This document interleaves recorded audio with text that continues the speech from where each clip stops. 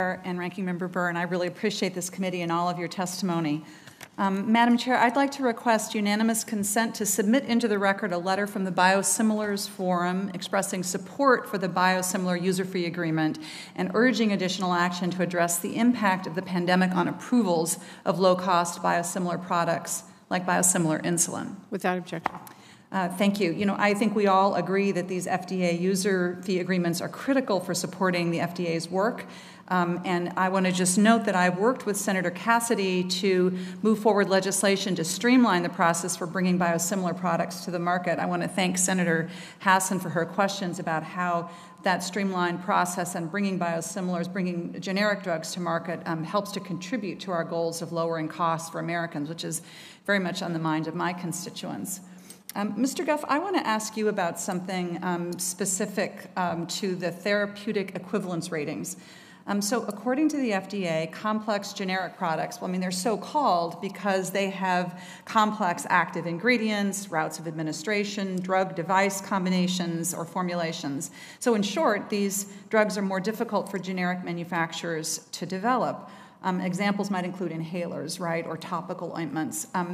And these complex generic products face regulatory challenges compared to other generics. It's harder for them to be assigned a therapeutic equivalence, or TE rating, from the FDA. In fact, it can take years to get a rating, if they ever get a rating at all. And this TE rating is important because it lets pharmacists automatically substitute a lower-cost generic product for a brand-name product at the pharmacy counter. So patients can get cheaper medicines. So, Mr. Guff, could you please describe for us why it is harder for certain complex generic manufacturers to receive this TE rating, what medicines are impacted by this issue, and what we can do to make this process more efficient? Thank you for the question. And there are different categories of generics, including, and most often, complex generics that have to use the 505(b)(2) pathway for approval. So it's not the normal generic pathway, if you will. That approval pathway does not give 100% therapeutic equivalence. The FDA does not grant 100% therapeutic equivalence when the product is approved. Therefore, we have to go back to the FDA, as you mentioned, through a citizen's petition process to get the FDA to grant that.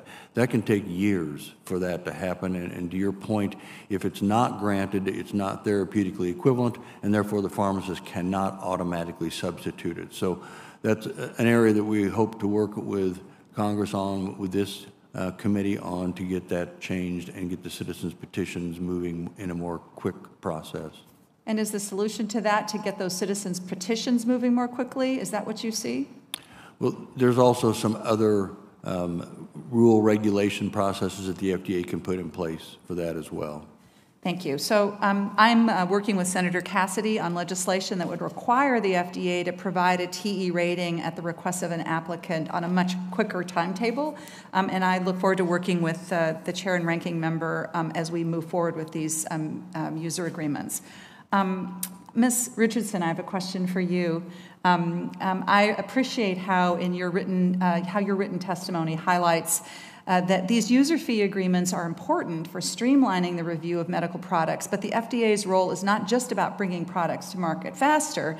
As you note, the FDA is a public health agency that works to promote health of all Americans. So could you just expand upon the recommendations that you've made that the FDA should be receiving public funds and be accountable to the public through these user-free processes? Thank you very much for that question, Senator. As I noted in my remarks, and really just want to reemphasize, user fees are essential to the functioning of the FDA, but they're dedicated to specific functions, like expedited review, and that's very useful, but it's limited because there are so many other areas that FDA's mission that don't enjoy that kind of support. They don't cover food, they don't cover supplement oversight, they don't cover a lot of the agency's post-market oversight activities, like inspections. So appropriations really are essential to fully support FDA's public health mission in the years ahead. So thank you again for the question. I welcome the opportunity to underscore how important it is to ensure adequate appropriations for the agency. Thank you. And do you have any specific recommendations for how we should improve the user-free agreement process to better engage Americans in that process?